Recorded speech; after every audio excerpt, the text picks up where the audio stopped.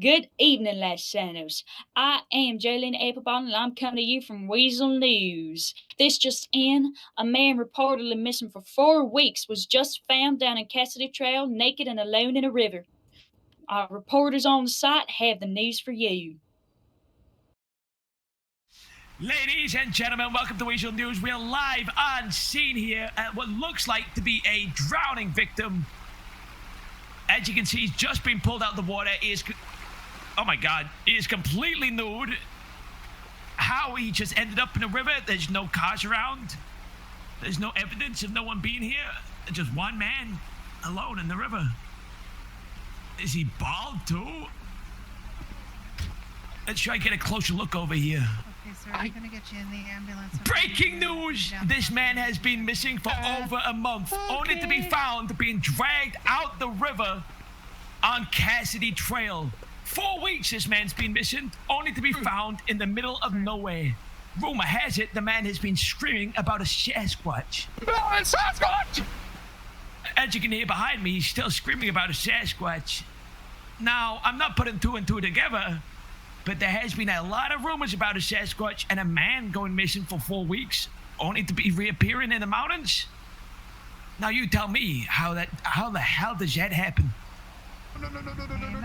Hello, I may have fallen off the cliff since the last time you saw me. I'm in crippling pain. I'm not too sure what's going on, but I'm also now going to the hospital to recover from my accident.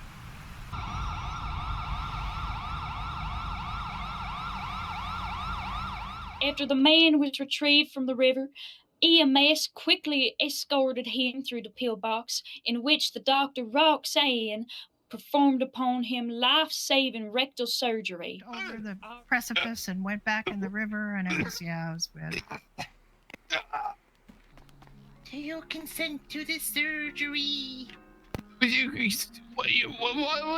What surgery? I've never been told. What's going on? Come and lie down. All you have to do is just sign this little waiver. You know what? I might put this right in your hand to the paper. What? There we go. I don't think he needs surgery. He's just traumatized. There we go. And let's lay you down. Alright. Let's see what the problem is. I don't know the music.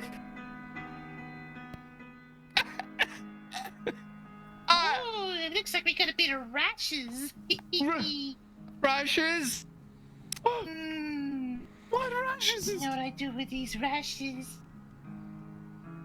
What do you do with these rashes? It's a torture job.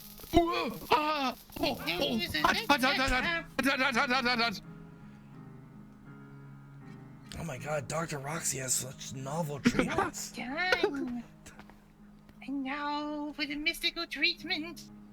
Mystical treatment? What's that?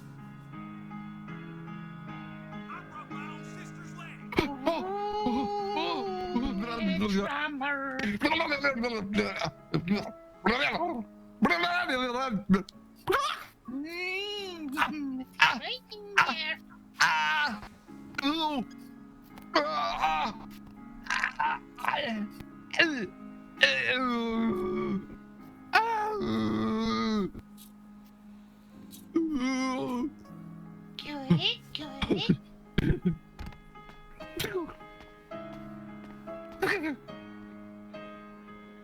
I believe this is somewhat like the exorcism we intended to do that one time on him. Huh. Look at the magic go. Oops, what? Ow! There we go. Now to clean those wounds, put the season and go. Witness the Empress in surgery today. What did you fix?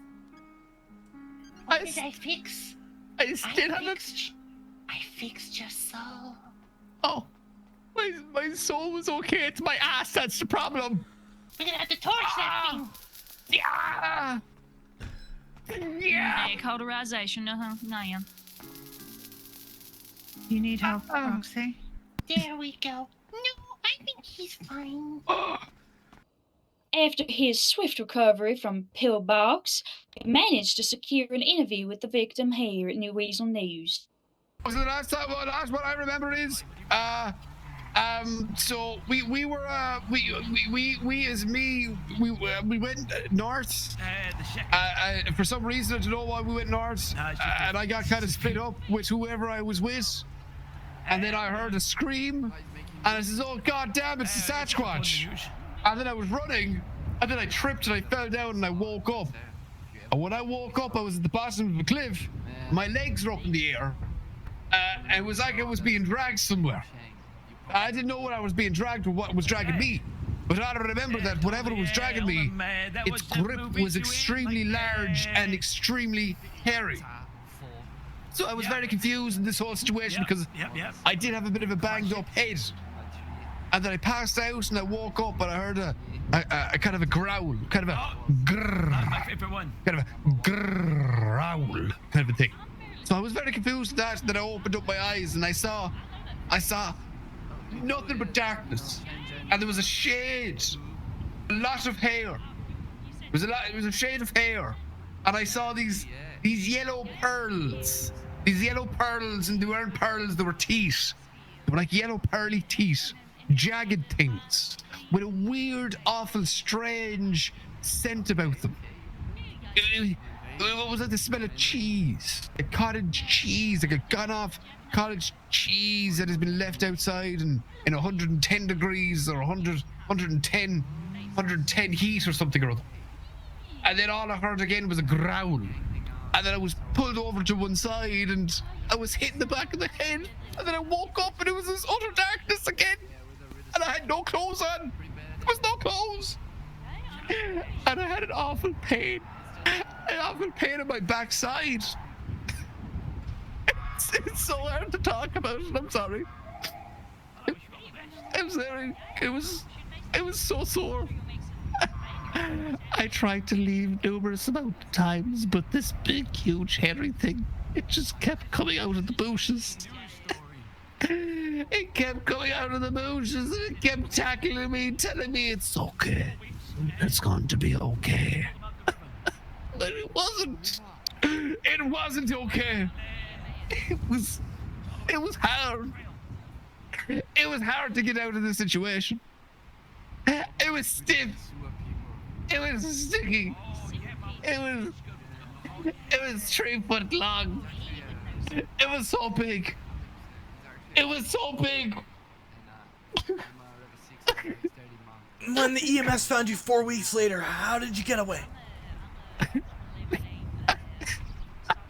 It was going off. It said it was going to get food. It said it'd be right back. So I took that time to try and get out of there. I used the darkness as my cover. I went rock to rock. It was a full moon, so I had to be very, very, very quiet. I just had to keep running. I just had to keep running, and the next thing I tripped into some sort of river. And the current of the river was taking me down somewhere. And before I knew it, I woke up with some woman that was on top of me breathing into my mouth. And it was EMS. And then they told me what day it was. I didn't realize that I've been gone this long. I've been gone for 4 weeks. God damn it, 4 weeks, and the Sasquatch came. It was horrible. It was horrible. It was stressful. It was... Oh. After his swift recovery from pillbox, Weazel News has managed to secure an interview here live with Eamon Murphy, the victim of all this. Come on in here. Now tell us, Eamon, how has this incident affected you? Sasquatch. 10 feet tall and a giant penis.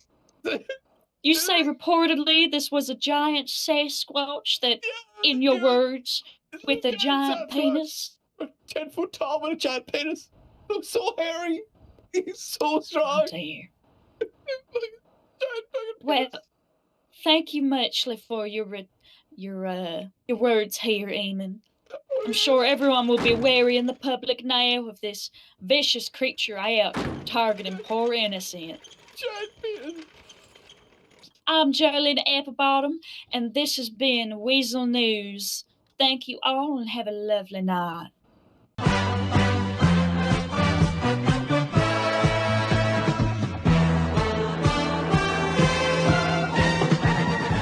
Welcome back, folks, to Weazel News. I'm Ken Kennedy. And before we continue our broadcast tonight, we would just like to remind the people of Los Santos that there is no evidence that Sasquatch doesn't exist. Now, continuing on with our broadcast, there was an incredible standoff between Alistair Humphreys and Tommy Sauce Hands Bianchi at Fight Night last night. Tommy the Sauce Hands Bianchi is an up-and-coming boxer from Liberty City. He came over to Los Santos and challenged the one and only five-time champ Alistair Humphrey at his own home turf of Fight Night. The two nearly came to blows with one another, and we have that footage for you now. Dante, $20 if you That's a great point from the spectators. How is this going to affect either of the winners? There we go! That is your champion. You're killing him, though. And his bloody those shorts aren't great either. Is Garrett gonna dunk Alistair into a bucket, or is Alistair gonna be hoisting his championship belt high in the sky? These two are back and forth. Oh, just like that! Just like that! The champion with a quick knockout. You gotta press the advantage. That motherfucker was wobbling, woozy. Put him to sleep. Yeah. All right. And that's it! Ladies and gentlemen, your five-time Fight Night champion, Alistair Humphreys. I just want to say one thing, all right? Let him know. There are some people that are new to this city, right? Some people that have heard of my record here, all right? We got some low-life boxer from Liberty City that thinks that he can go toe-to-toe in the fucking ring with me? With me?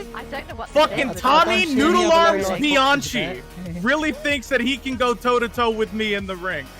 Friday, August 25th, we're doing it. 7 p.m. Eastern, we're fighting. Darling, is this what is... It'll be the fight of the century. Be sure to be there, everyone. Let him fucking know. That's right. Tommy's here somewhere. Where's Tommy at? Oh, here comes Where's Tommy right now. There he is. Boy. Here comes Tommy. All right, you two, noodle arms. Keep it back. Come on, guys. Let's keep it. Yeah. Keep it civil. What happened in my gym 2 fucking days ago? Oh, you mean the gym that I've been training your fighters in? You fucking Liberty City. Uh-huh. Yeah, your Liberty City rules don't mean shit out here. This is Los Santos, motherfucker. You think your fucking 12-0 means shit around here? That's nothing but hearsay. You ain't gonna do shit. Oh, we'll see about that. We'll see about that. Signing tomorrow night. Look me in my face. Take Thank you everyone for coming to Fight Night 13. Love to all of you. Thank you again to Alistair, 5-time champion. Everyone comes in next week. Jizzy G. You saw it here first. Returns and yourself. live. You don't fucking want this, If you had any brains, you'd walk away.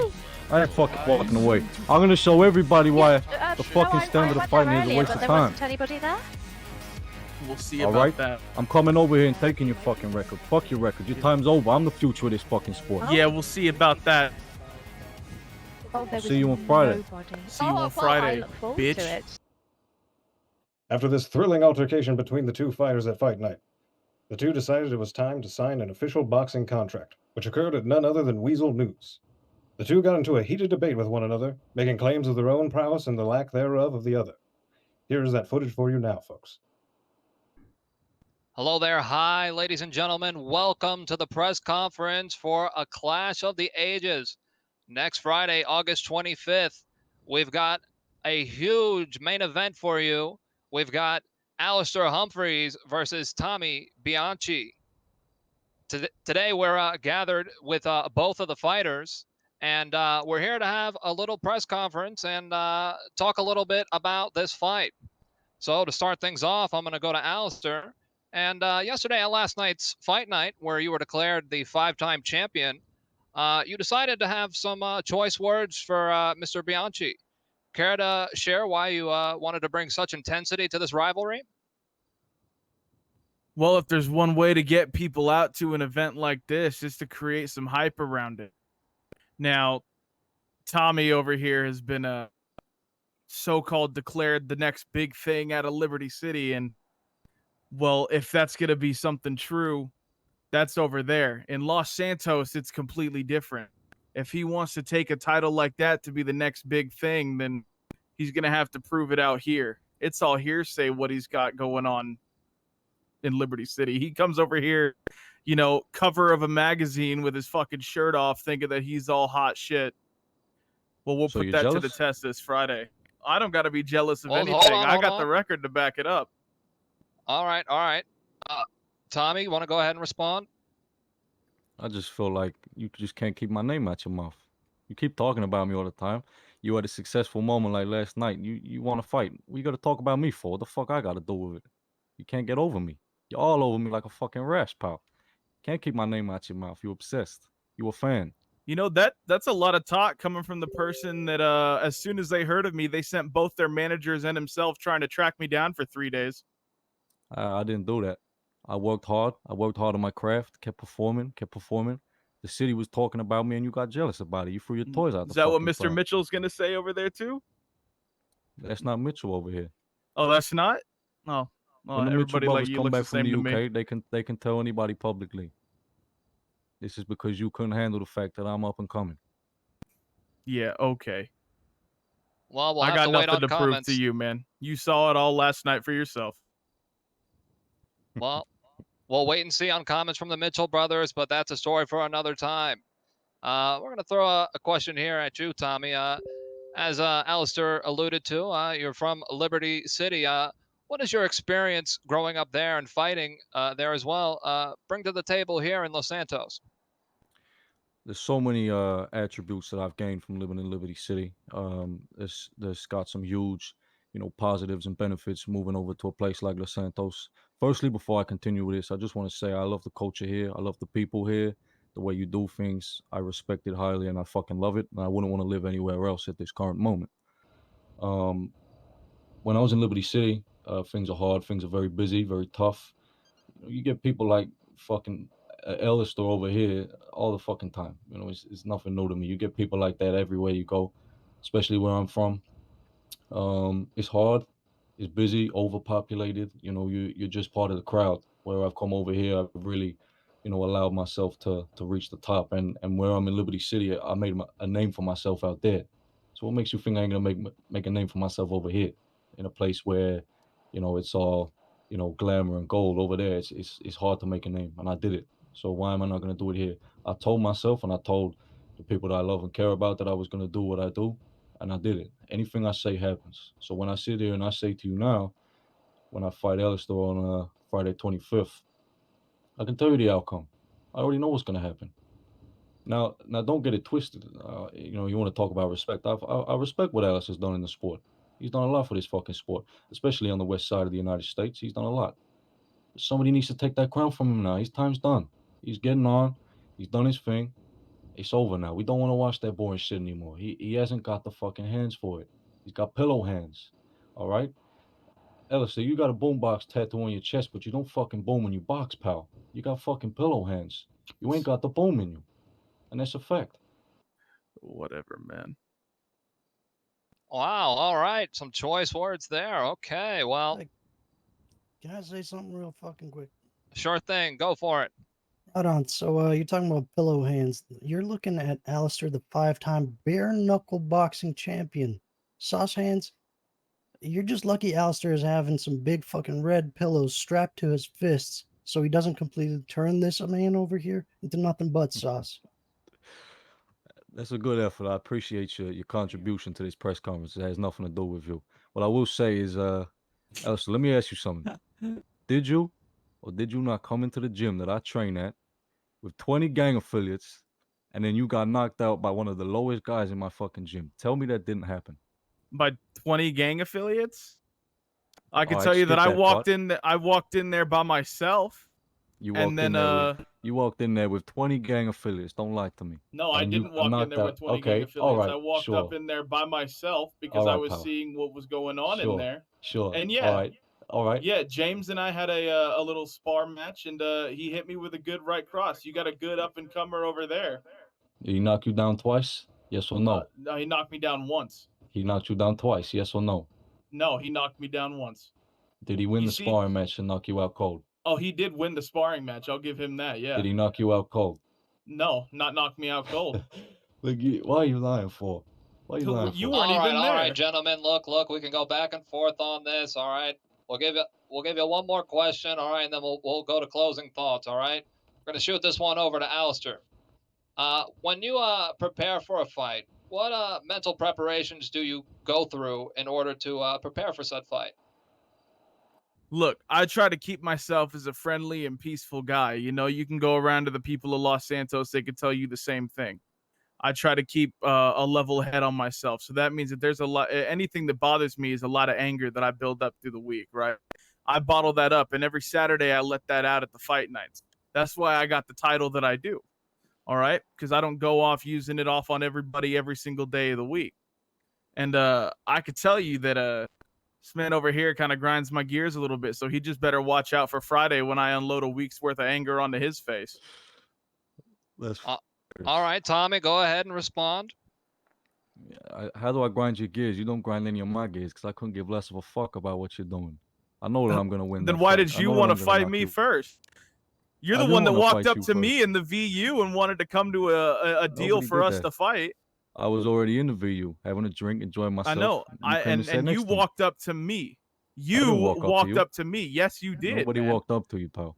Yeah, you did. You walked up to me in the Vanilla Unicorn, and then you And even wanted if to I- have this thing happen. Even if I did walk up to you, I've walked up to you, I've made the moves, and now I'm grinding your gears and I'm ruining your fucking life.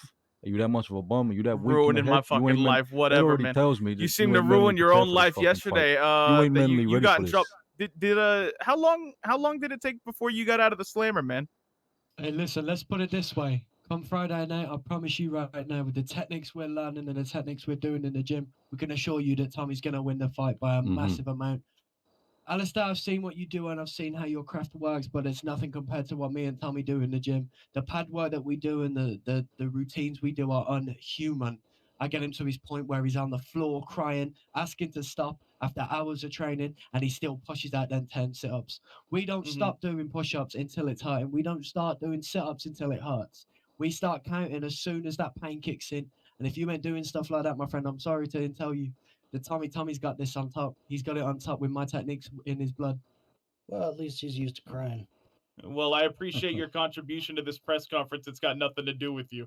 You're gonna copy my talk. All right. You ain't got nothing for Let's yourself. let's move to our closing remarks here. All right. Tommy, you go ahead and take the floor and tell the listeners and the viewers, what they want to hear about this fight.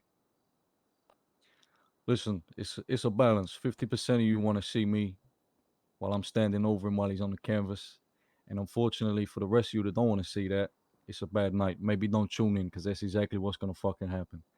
He's going to be on the canvas. I'm going to be standing over him. I'm going to be lifting up that new NBC heavyweight championship belt, standing over him, winning on top of the game. And I've just knocked out your best fucking fighter. I've just moved over here. I'm a young Italian kid. I'm going to come over here and do the fucking business.